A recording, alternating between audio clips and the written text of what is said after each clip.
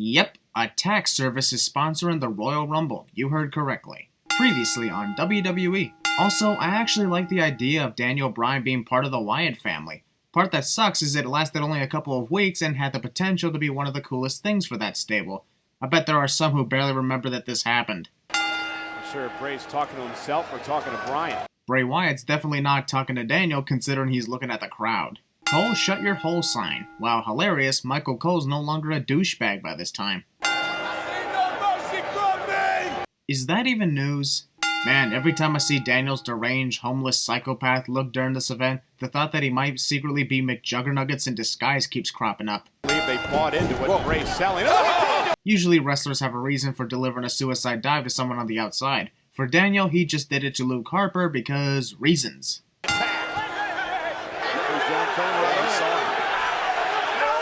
The referee had every right to eject Eric Rowan as he was caught picking up Daniel, but throwing out Luke was random because he didn't do shit. You may now kiss the bride. Oh, whoa, I was going to say, hadn't been able, guys, I think he might have hit his head on the steel steps. Are you kidding me? Daniel's head was 10 feet away from the steps. If it was less than a foot away, even if it didn't connect, it'd be acceptable. But when Daniel's head is literally 10 feet away from the stairs, saying that he might have hit his head on them would make even 3-year-old kids know that you're lying.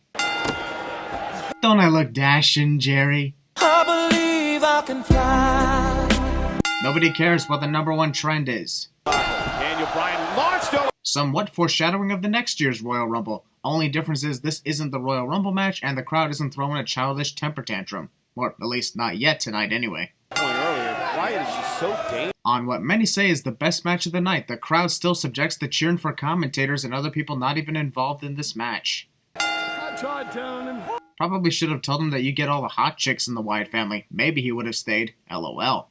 What the hell are the fans looking at? Oh my god. Doesn't matter how many times I've seen that. That is super fucking scary and super fucking impressive for someone Bray's size, considering it takes great strength and balance to do that. I do that sometimes in my workout routine, just FYI. That ain't important though. Remove a couple sins for this freaky moment. But wait a minute, didn't Daniel target Bray's leg for a good part of this match? Bray must not be selling the leg injury because if he were, he wouldn't be able to do this. Whoa! If there was any moment to place the could have countered as he was watching his opponent at the whole time sin, it's right here. Considering Daniel was already watching Bray do the Exorcist walk for about 15 seconds, roll over, get up, and then run towards Daniel.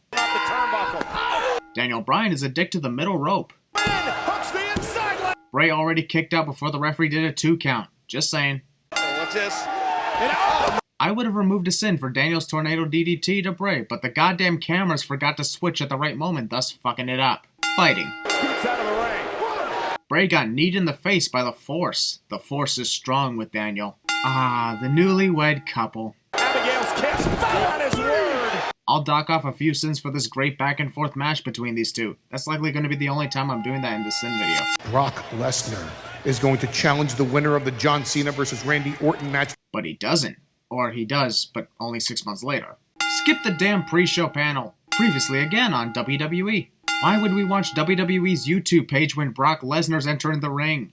Go to WWE. Oh, wait a minute. Pre-match assault. Also, both the pre-match and the post-match assault is longer than this match itself. What a waste. Get these guys separated and start this match. Brock Lesnar looked to pick up the chair, then decided it was being a bad chair and deserved punishment. And now the matchup underway. Brock attacked the Big Show right off the bat because he was humiliated the last couple of weeks.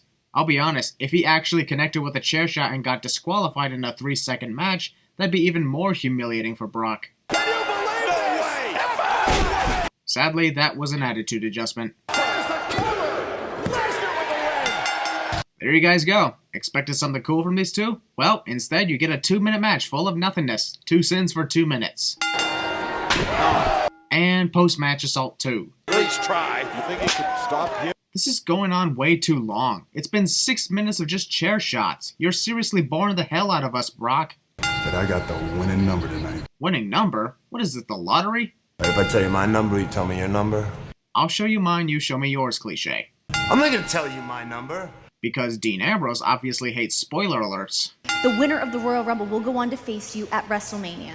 Wow, didn't know that. You are extremely wise, Renee. John Cena versus Randy Orton, the 10,000th encounter. Be there to witness it. Again and again and again. And we invite you to join us on Twitter. Nope. And the Royal Rumble is presented by... Skip!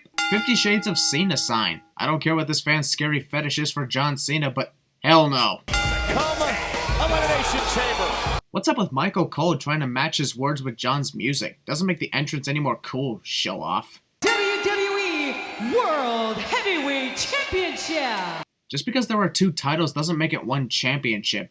And to be honest, why didn't they just change the belt when it became 1 world title? You might as well call this WWE World Heavyweight Championships. The undisputed champ. Only Michael Cole seems to realize the real sense in holding 2 world titles. Geez, the Royal Rumble match is not going to be on for another half hour, and these fans are already chanting for Daniel Bryan. While granted, I wasn't too into this match at all either, I know that chanting for Daniel in this case is pointless, because we all knew going into this event that Daniel would have a 0% chance of being in this world title match. They've been going at it for years here in WWE. And they're still going at it too. 2002. This match is only 10 seconds old, and the fans are already chanting boring.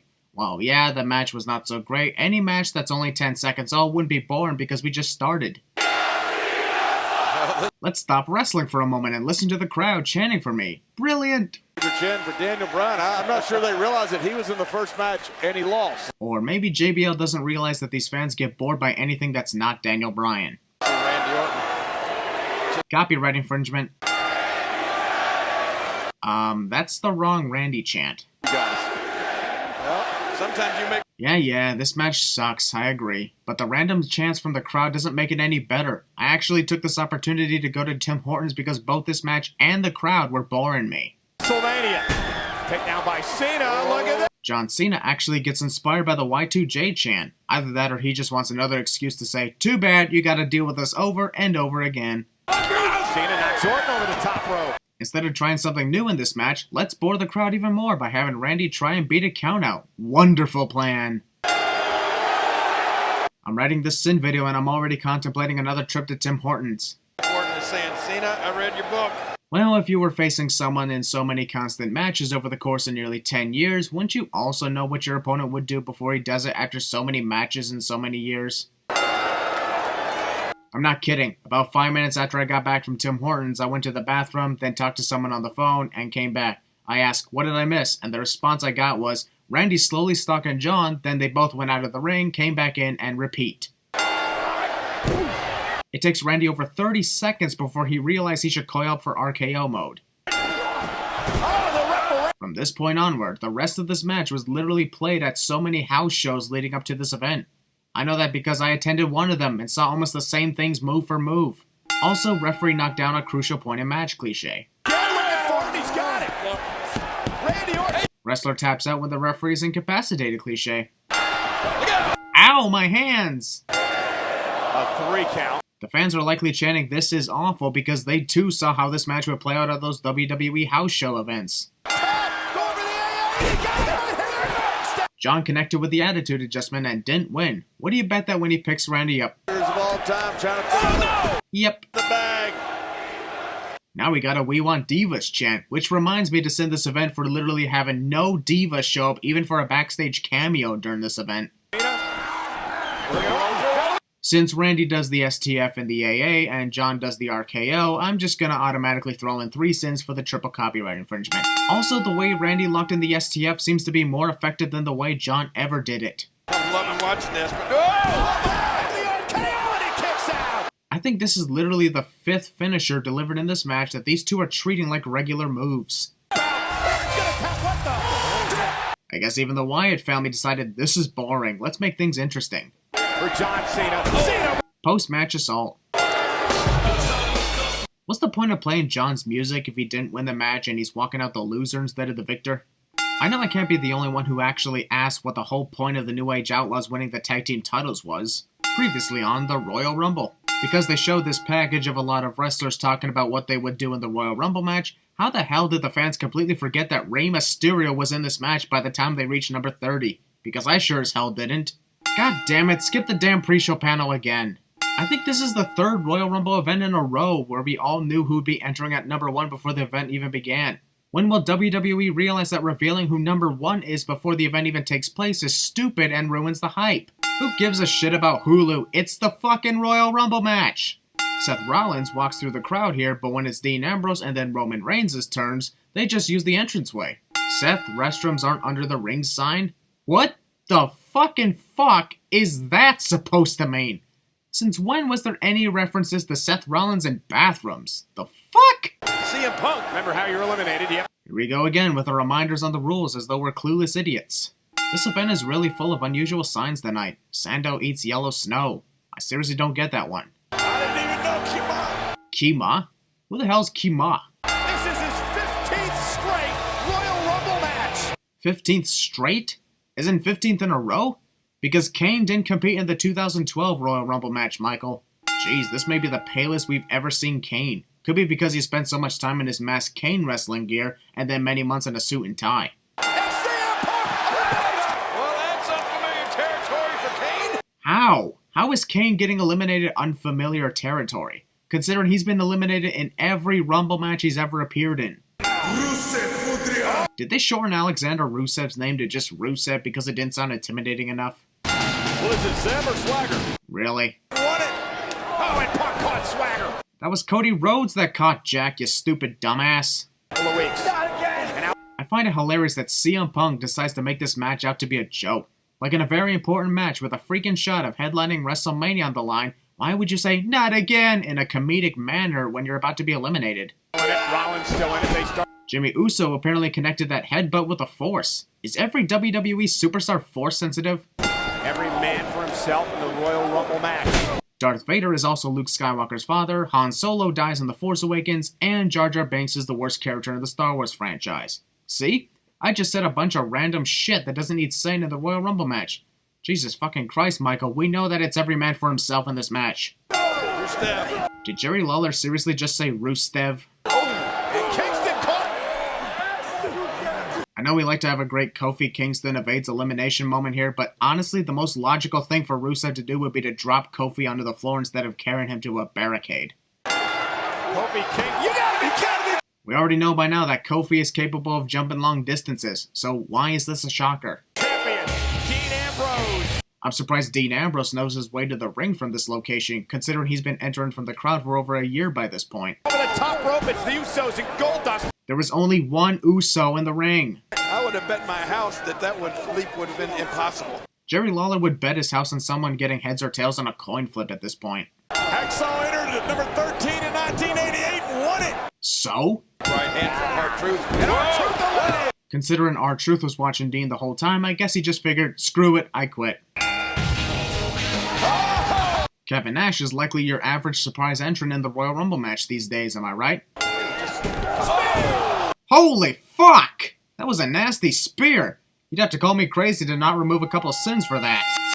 He may prove to be difficult to get up and over that top rope. After seeing the Great Khali get eliminated by one person easily in his past 7 appearances in the Royal Rumble match, Jerry still assumes that Khali will be difficult to get out of the ring. Kingston jumped earlier. Whoa! And Cody Rhodes. Payback from what you did to me in 2009 and 2013, bitch. Welcome back, Sheamus. He's hitting everything in sight. Whoa! Why would you do this? Sheamus had the chance to throw Roman Reigns out of the ring, and instead he goes for the ring post. How good does he look? Probably better than he does now. He says it should be named the Royal Rumba. Royal Rumba. Los Matadors. Which one, though? Seriously? Did you not see the graphic on the lighting say El Torito? How can you see that and automatically assume it's going to be one member of Los Matadores? Oh, no, don't do this. Fandango, that is not nice. It's the Royal Rumble match! No one gets special treatment because of their size. You could tell me yourself, but they stole your watch sign.